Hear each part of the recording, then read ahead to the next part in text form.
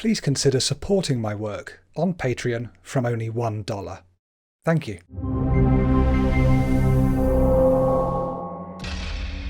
Hello and welcome to all Top 5s. Halloween is supposed to be a time when the barrier between life and death becomes thinner, and people often associate superstitions and tragic events with this thinning. Here are 5 mysterious and terrible happenings that occurred on 31st of October, All Hallows Eve. Number 5. On Halloween 1988, 29-year-old stock market analyst David Stone went missing on his way from San Diego to El Paso to be best man at a friend's wedding that he never reached. His car was found days later on a remote stretch of desert road, Highway 80, along the New Mexico-Arizona state border. With the help of bloodhounds, ground teams and planes, the search party discovered a series of bizarre clues out there in the desert. The dogs followed his scent up towards a small mountain called Granite Peak, and found a triangle of stones surrounding a strange pyramid made out of rocks, definitely not a natural occurrence. Nearby, a smaller pyramid of rocks was discovered, next to which was David's watch and a couple of coins. Further on, the team found a series of numbers scrawled in the sand. It turned out to be the start of the Fibonacci sequence, but ending in 18 instead of 21. Many believe that David had been trying to leave a cryptic clue with that number. His car had indeed been found by mile marker 18 of the highway. The strangest discovery was a note amongst David's possessions in his car though. It read, "They think the word is in the safe. 6 knives in Rob's room. Use buys your tea and use take your chances Halloween." We can only guess what this mysterious note means, but the last 5 words are definitely chilling, considering the day he went missing. Some have claimed that David was on a vision quest, a journey to learn new things about oneself as part of a New Age commune. The multiple pyramids of rocks, the pyramid-shaped mountains in the area, they're all symbols of the New Age movement.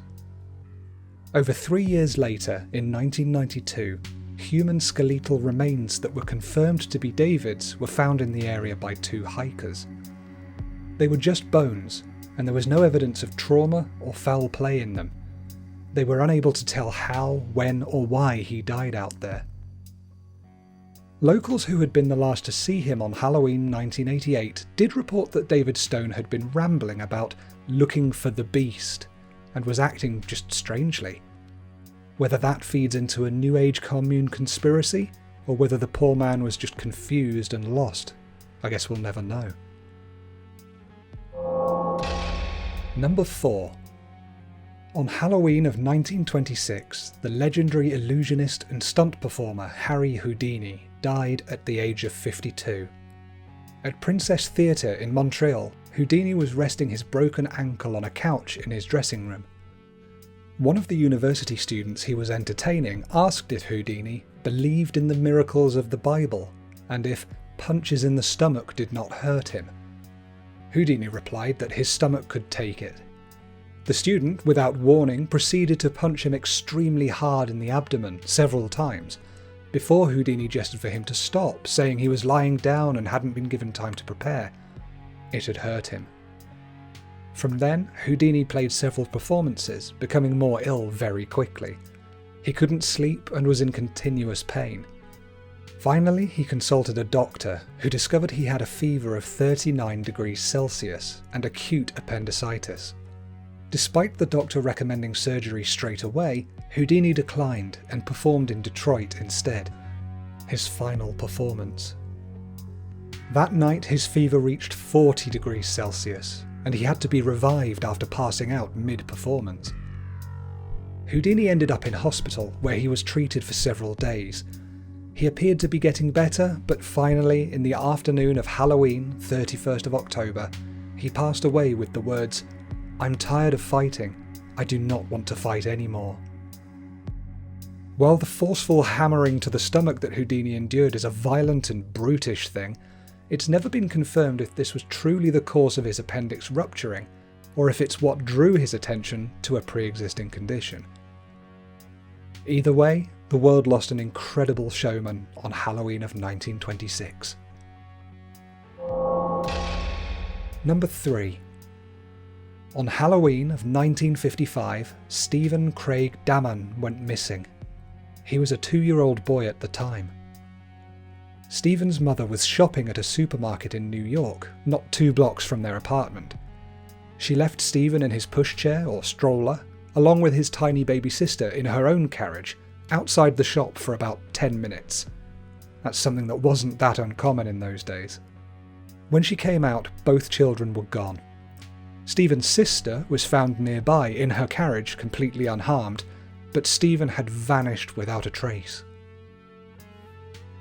A few weeks later, Stephen's parents received a letter of ransom asking for $3,000 for the safe return of their son.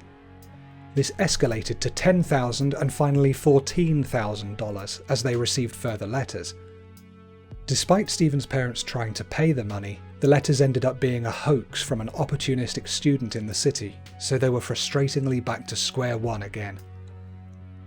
Some investigators wondered if Stephen was the infamous and still unidentified boy in the box, a little boy tragically found dead in a cardboard box in 1957.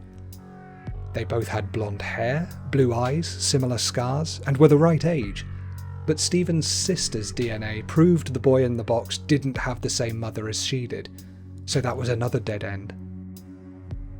One man in Michigan in 2009 came forward claiming he thought he might be Stephen, but DNA tests very quickly proved otherwise. The strangest thing about this case is that despite going missing over 65 years ago, and with a concerted effort to find him, Stephen's whereabouts are still unknown. No body, no living person, nothing. It's a sad and scary thing to consider. So always be safe, including at Halloween, the day Stephen Daman disappeared. Number 2. In 1918, the world suffered through an influenza pandemic worse than any in living memory, and Halloween in 1918 saw the end of the month with the highest worldwide death toll by far. The pandemic officially began in March of 1918 at a military camp in Kansas, USA, and in just 1 week it had already found its way to New York. Because troops were being sent to Europe as part of World War I, the disease travelled with them and quickly spread in April through France, Britain, Italy and Spain. By May it had reached North Africa, India and Japan. It hit China in June and Australia by July, a true pandemic the likes of which we're familiar with today. This was the first wave, but the second wave, beginning in late August, was far more deadly. In October 1918, the fatality rate was the highest recorded. The USA suffered 292,000 deaths from this influenza between September and December, with October marking the peak. Denmark and Holland had over 100,000 deaths between them, but India suffered enormously, with up to 20 million deaths from the pandemic in that same time period alone. Halloween 1918, as I said, was the end of the worst, but the disease took some time to peter out. This one strain of Spanish flu infected about 1/3 of the world's population in total, 500 million people at the time, with a total death toll of anywhere between 17 and 100 million people worldwide. A staggering, dismaying and incomprehensible statistic. So, right as the catastrophic World War was reaching its end, Halloween marked the grueling end of the grimmest spectre of a pandemic that took so many lives. Number 1. Quick warning, you may find this story particularly distressing. On Halloween night of 1977 in Lawton, Oklahoma, toddler Nema Louise Carter's parents put her to bed for the last time. The following morning, Nema wasn't there, and the doors and the windows of the house were all still locked and intact. A month after Nema disappeared, her body was found 4 blocks away from her house. A group of children had been exploring an abandoned house nearby, opened the refrigerator there, and out tumbled the decomposing corpse of poor little Nima Louise Carter. She had suffocated, so it was presumed her kidnapper had shut her inside and left her to die. The most chilling part of this tragic story is that because there was no break-in, her parents can only assume that the killer had already been hiding in the house, perhaps even in the closet in Nima's room, when they put her to sleep for the night. The prime suspect was then teenager Jackie Rubidoux, a former babysitter. The previous year, in the same town, a pair of young twins called Mary and Tina had been abducted and forced into a refrigerator in an abandoned house. Mary sadly died in there, but Tina just survived and later testified it was Jackie Rubidoux who had done it, backed up by a neighbour who had witnessed her dragging the girls along a street.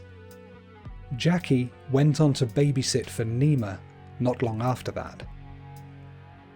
No hard evidence was ever found for Jackie's involvement in either case, however, despite the multiple testimonies against her. And that was that.